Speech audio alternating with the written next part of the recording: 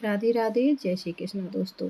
आज मैं आपको सुना रही हूँ चिड़ा चिड़ी की कहानी, जो कि पूर्णिमा के अगले दिन परवा को सुनते हैं। और शास्त्रों के अनुसार शास्त्रों में बताते हैं कि इस कहानी को सुनने से और इस तरह से घर बनाने से आपका घर बनाने की इच्छा है तो वो बहुत ही शीघ्र पूरी होगी।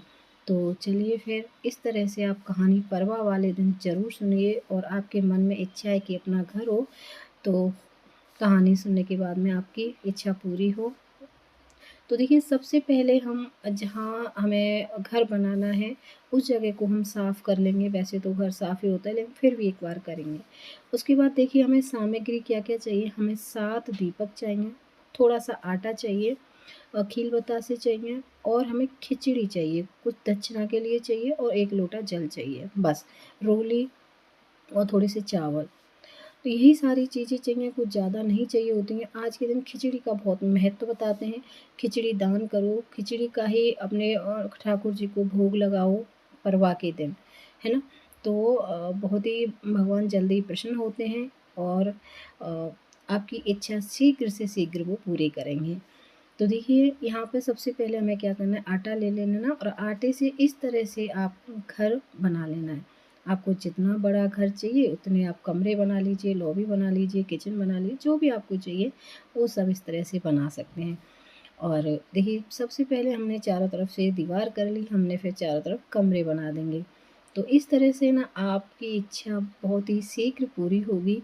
ये शास्त्रों में लिखा है, ये बताते हैं। तो ये पहले से रीति रिवाज जो भी चलते आए हैं, तो वो हमें अपने हिंदू धर्म के द्वारा पूरी करनी चाहिए, और अपनी इच्छा भगवान जी को बताएंगे तभी तो वो पूरी करेंगे, है ना? तो इस तरह से अपनी इच्छा को भगवान तक ज़रूर पहुँचाएँ, और अपने घर के लिए ये पूजा ज़रूर करें। तो देखिए, यहाँ पे मैंने घर बना लिया है सबसे पहले आटे से। उसके बाद में देखिए, मैं आटा जो मैंने लिया था लगा कर के, उससे हम चिड़ा और चिड़ी बनाएँगे, या चिड़िया चिड़ा बनाएँगे, है ना?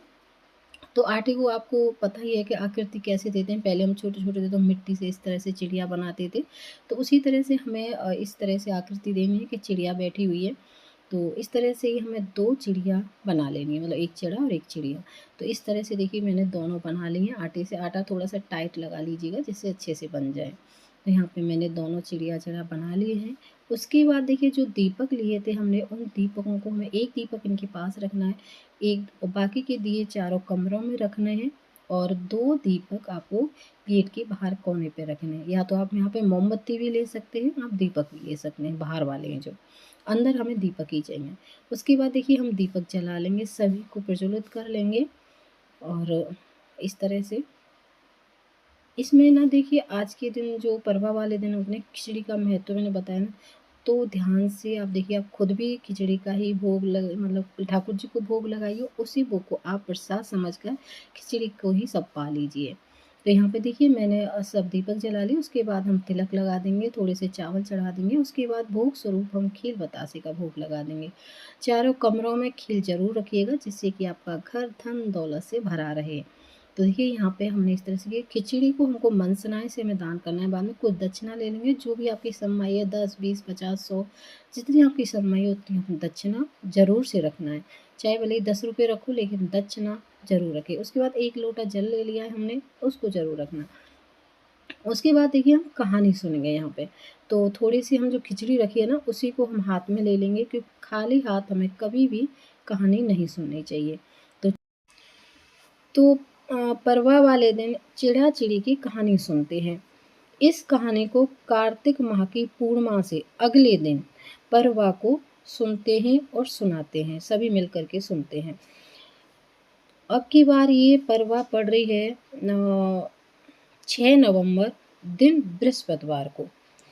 तो चलिए कहानी सुनते हैं। एक बार की बात है कि 4 चिड़िया थीं, वो चारों ही कार्तिक का स्नान करती थीं। परवा प्रतिपदा के दिन उन्होंने सोचा कि आज खिचड़ी बनाते हैं। सभी ने मिलकर घी, चावल तथा दाल का इंतजाम किया और खिचड़ी बनाई। सबने सोचा कि पहले नहा कर आते हैं, फिर खिचड़ी खाएंगे। पहले एक चिड़िया नहाकर गई, बाकी नहीं आई। उसे भूख लगी थी तो उसने खिचड़ी की भाप खा ली। दूसरी चिड़िया आई तो उसे भी भूख लगी थी, उसने खिचड़ी का पानी पी लिया। तीसरी ने खिचड़ी खिचड़ी खा ली। चौथी ने खिचड़ी की खुरचन खा ली। खाने के बाद चारों चिड़िया मर गईं। जिस चिड़िया ने भाप खाई थी वह राजा के घर राजकुमारी के रूप में पैदा हुई। जिस चिड़िया ने खिचड़ी का पानी पिया था वह कुम्हार के घर में पैदा हुई। जिसने खिचड़ी खाई थी वह ब्राह्मण के घर में जन्म लेती है और जिसने खुरचन खाई थी वह हथनी के रूप में जन्म लेती है। कुम्हार की लड़की राजा के यहाँ दासी बन गई। ब्राह्मण की लड़की राजकुमारी की सहेली बनी। हथनी भी राजा के यहाँ आ गई, राजकुमारी बनी। चिड़िया को पिछले जन्म की सभी बातें याद थीं। जो राजकुमारी बनी थी चिड़िया, उसको सारी चीजें पहले जन्म की याद थीं।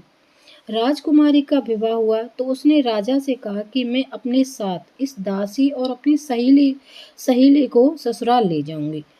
तो राजा ने कहा ठीक है, ले जाना। राजकुमारी फिर भी नहीं गई तो राजा ने पूछा, तब उसने कहा मेरे साथ इस हथनी को भी भेज दो। लेकिन हथनी जाने को उठी ही नहीं। तब राजकुमारी उसके कान में पिछले जन्म की सारी बातें कह देती है, जिससे सुनकर हथनी उठकर खड़ी हो जाती है। राजा ये सब देख रहा था और उसने तलवार निकालकर राजकुमारी से कहा कि सच बता तू कौन है, नहीं तो मैं तेरा सिर काट दूंगा। राजकुमारी ने राजा को सभी बातें सच बता दी। पिछले जन्म की सभी बातें सुनकर राजा बोला कि यदि कार्तिक स्नान का इतना महत्व है तब हम भी जोड़े से कार्तिक नहाकर दान पुण्य जरूर करेंगे। तो इसी तरह से राजा ने पूरे नगर में मतलब ढोल पिटवा दिया कि अब से सभी कार्तिक स्नान करेंगे और कार्तिक की पूर्णिमा के अगले दिन परवा को सभी लोग खिचड़ी बनाएंगे और खिचड़ी का ही अपने ठाकुर जी को भोग लगाएंगे और हम दान करेंगे खिचड़ी का। तभी से ये चिड़ा चिड़ी की कहानी चलती आ रही है। तो हे प्रभु, जैसे उन सबकी इच्छा पूरी की, सब साथ चारों सहेली एक साथ रहीं, तो ऐसे ही सबकी इच्छा पूरी करना। सबका जिनकी घर की मनोकामना है उनके उनको घर देना। तो इस तरह से हमारी कथा संपन्न हुई। कथा सुनने के बाद में जो हमने हाथ में लिए थे उनको चिड़िया को चढ़ा देंगे, कुछ जल लोटे में डाल देंगे, बाकी के खिचड़ी में। उसके बाद में देखिए जो हमने खील बतासे चढ़ाए थे उनको हम प्रसाद स्वरूप बांट लेंगे। दक्षिणा और जो खिचड़ी थी उसको हम किसी को दान कर देंगे। आप दक्षिणा इससे ज़्यादा ले सकते हैं और खिचड़ी भी ज़्यादा ले सकते हैं। आप बना करके भी दान कर सकते हैं और बिना बने भी दान कर सकते हैं। उसके बाद जो लोटा जल है उसको हम पेड़ में दे देंगे, सूरज को जल दे देंगे, अगर शाम को सुबह सुन रहे हो तो आप कहानी। तो इस तरह से हमारी ये कहानी संपन्न होती है। इसके बाद देखिए जो हमने खिचड़ी मनसी थी उसको हम किसी को दान कर देंगे। जो हमने खीर बतासे थी प्रसाद में उसको हम आपस में बांट के खा लेंगे। लोटा जल है किसी पेड़ में किसी पौधे में दे देंगे, सूरज को जल दे देंगे। उसके बाद देखिए हमारे जब दीपक शांत हो जाएं 2 से 3 घंटे बाद, जब हमारे दीपक बिल्कुल शांत हो जाएं तो हम इन दीपकों को उठा के रख देंगे। इनका हमें विसर्जन कैसे करना है, तो यहाँ पे देखिए हम जो चिड़ा चिड़ी हैं उनको इस तरह से एक प्लेट में रख लेंगे और इस जो हमने ये घर बनाया उसे हमें झाड़ू से साफ नहीं करना है, हमें किसी कपड़े से या किसी ऐसे हाथ से साफ करना है।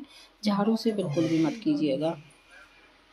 और इनको आप या तो मतलब कहीं आस-पास पानी है, जल है तो उसमें प्रभावित कर दीजिए।